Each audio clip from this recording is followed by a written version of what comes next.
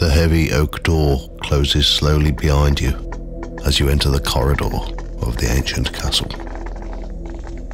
You look at the fine art and tapestries as you wander along, when you suddenly feel like someone is watching you. You have a feeling of dread and know you have to run. You run out of the building and into the courtyard. It's dark, but you feel safe.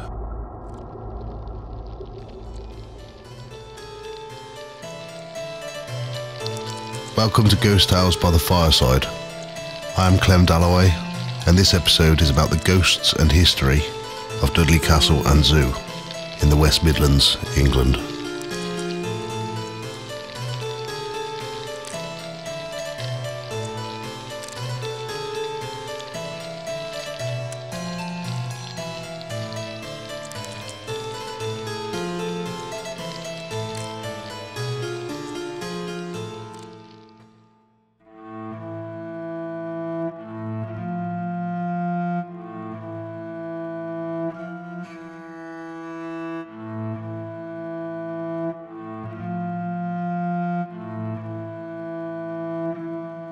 Dudley Castle looks over the town of Dudley on a limestone hill, which is one of the highest points in the West Midlands. The land was held by the Saxon Earl Edwin in 1066, brother to Edith Swanneck, the wife of Harold Godwinson.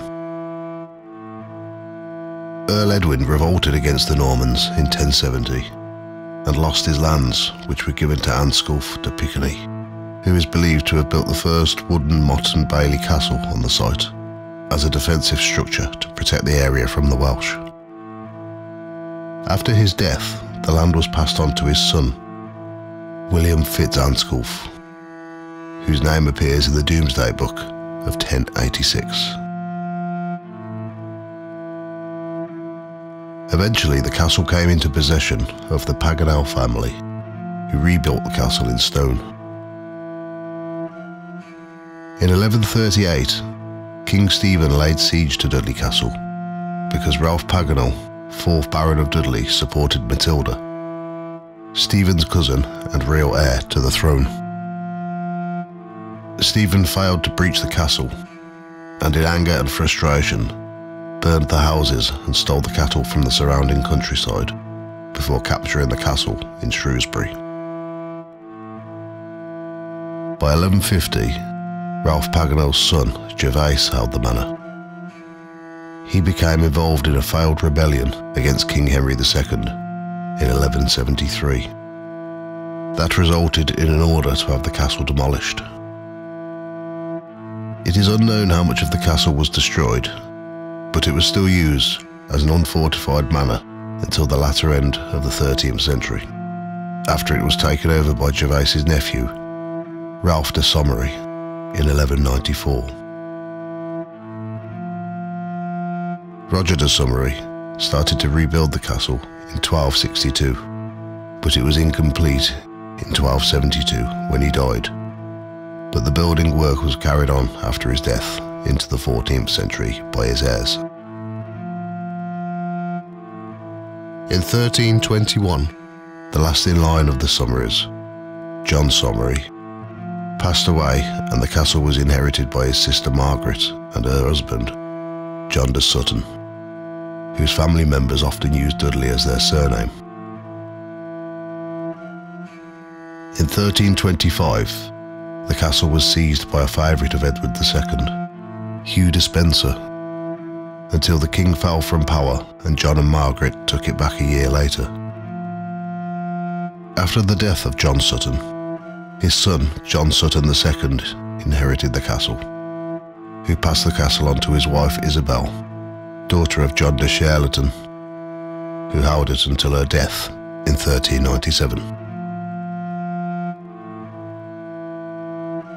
By 1532, the castle was owned by another John Sutton, who fell into money problems, and so in 1537, the castle was taken over by his relative, John Dudley, who later became the Duke of Northumberland. John Dudley was the great-grandson of John Sutton, the first Baron of Dudley, who rose to prominence during the reign of Henry VIII. He commissioned new buildings in the castle grounds around 1540, which became known as Sherrington Range, named after the architect William Sherrington, who designed and built these new additions.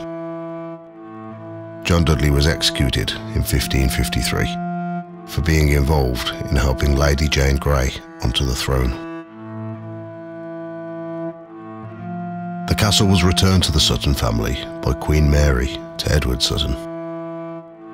In August 1575, Queen Elizabeth I visited Dudley Castle and considered it to be a possible place to imprison Mary, Queen of Scots. Edward Sutton III was the last male in line to inherit the castle, and due to financial struggles, passed the castle on to his granddaughter, Frances Sutton, who married the son of a wealthy merchant, Humble Ward.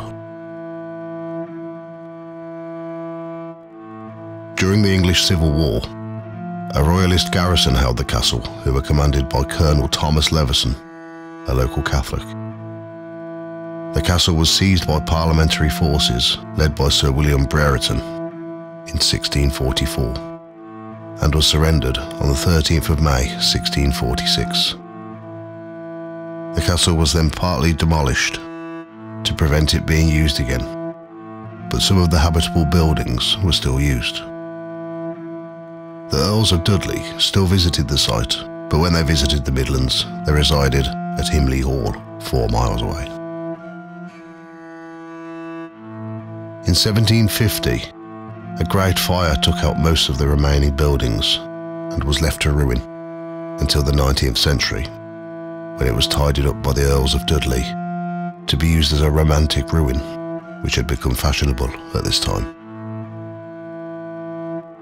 In the 1930s, William Humble Eric Ward, the 3rd Earl of Dudley, created a zoo in the grounds of the castle, which opened to the public in 1937 and is still open to visitors today, along with what's left of the castle.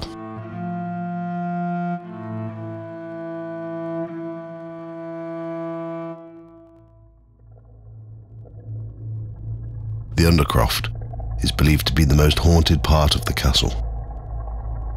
There are 2 stone coffins that are stored in the Undercroft.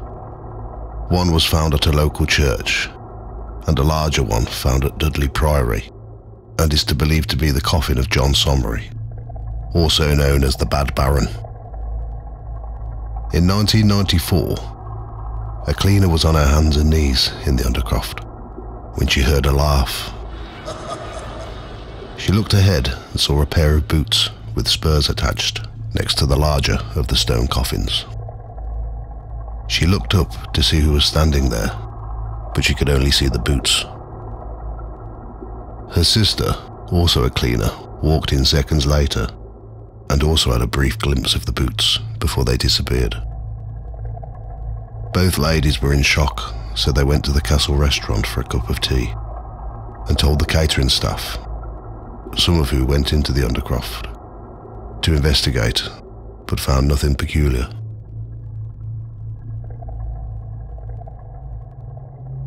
In 2002, a group of paranormal researchers conducted an investigation in the castle. The Undercroft was the first place they wanted to start, and the first experiment was to spread out and stand in various places in the room, in the dark. 5 out of the 12 members of the group said that they experienced being touched by cold hands. They were poked, clothes tugged, and all felt the temperature drop. One of the ladies in the group was so terrified that she ran out. As she ran out, she said that she saw a shadowy figure near the doorway.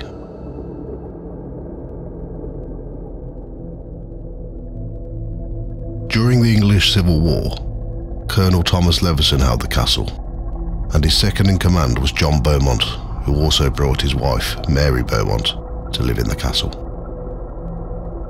On the 13th of September 1644, Mary gave birth to a baby named Francis, who died just after birth and was buried on the same day in St Edmund's Church.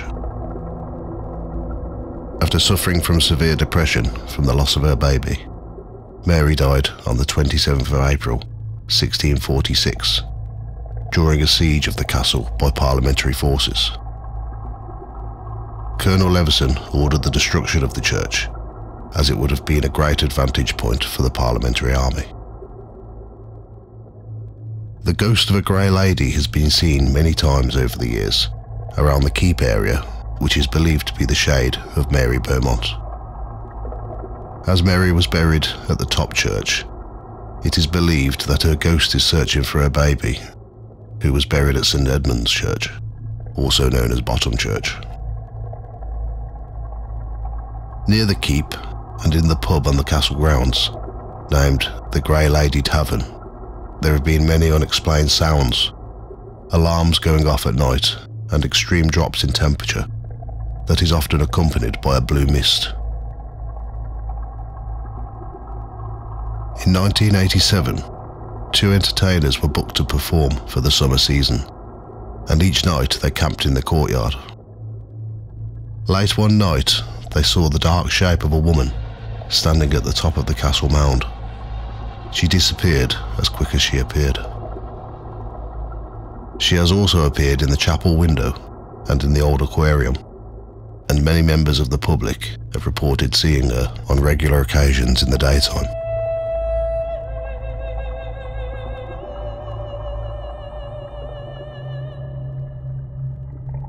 Near to the castle lie the ruins of the 12th century St James's Priory, which was given to Benedictine monks from Much Wenlock. Staff and visitors have seen the ghost of a monk wearing a black habit, which is the same as the Benedictine monks around the keep area and in the castle's chapel. In 1995, a couple were visiting the castle when they noticed a monk looking out of the window. They thought that it may be a visiting monk or a member of staff in costume, but when they approached him, he disappeared.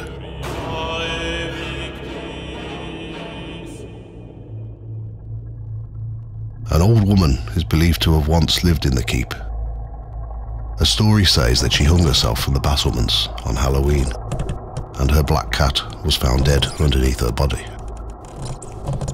Another story says that a gang of boys were climbing on the walls of the battlements and found the old woman, with her black cat, preparing to fly to the Sabbath. It is said they tied a rope around her neck and threw her and the cat off the battlements. She was buried outside the walls of St Edmund's churchyard.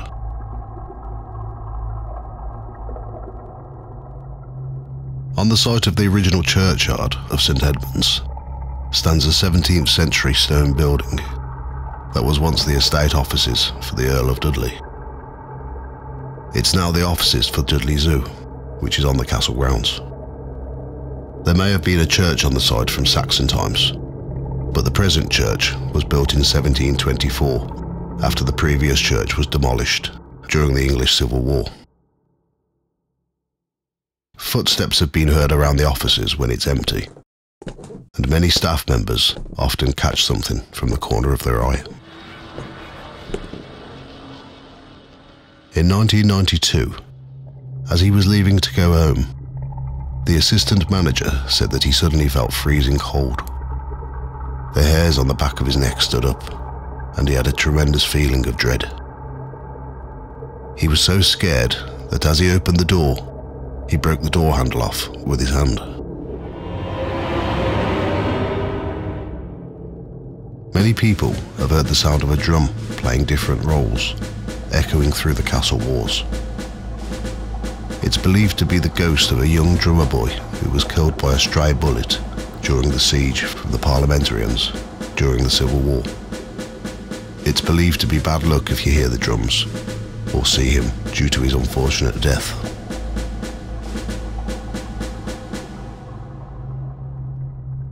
In 1983, the castle held a medieval evening with a fancy dress competition.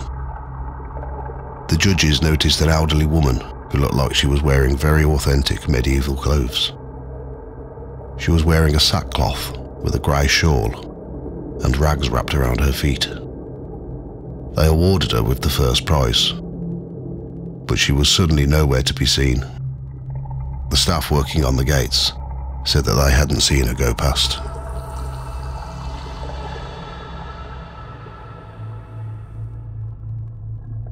In 1967, the South Staffordshire Metaphysical Society announced that they were going to hold an investigation at the castle and zoo.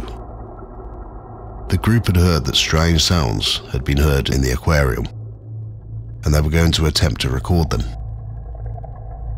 Once it went into the local newspaper, more stories came to light. There are stories of the haunted wall, where bangs and voices would be heard, and incidences of tropical fish disappearing without a trace. In the 1930s, 3 friends were visiting the castle when they were stood at the bottom of the keep steps, where they saw an elderly couple dressed in 17th or 18th century costume, walking arm in arm. The man was wearing a tall hat and had a crooked walking stick.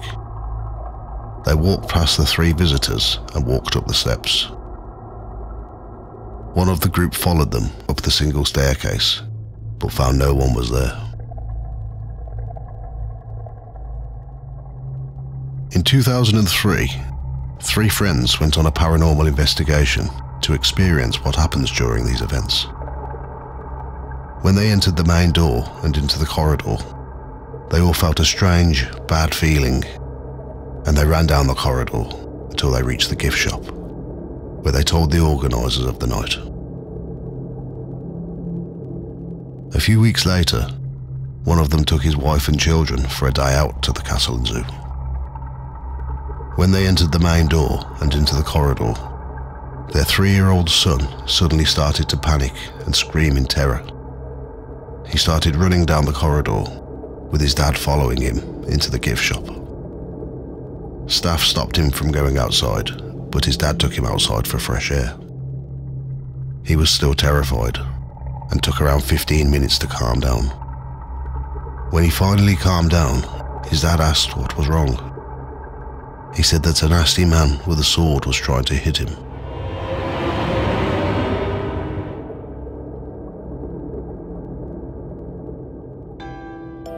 Thank you for listening to Ghost Tales by the Fireside. You can find us on Facebook, facebook.com/Ghost Tales Podcast. You can also find us on Instagram @Ghost Tales Podcast. This podcast will be out monthly and is available on most podcast platforms. All music, research, writing, production, art and sound effects are all my own work.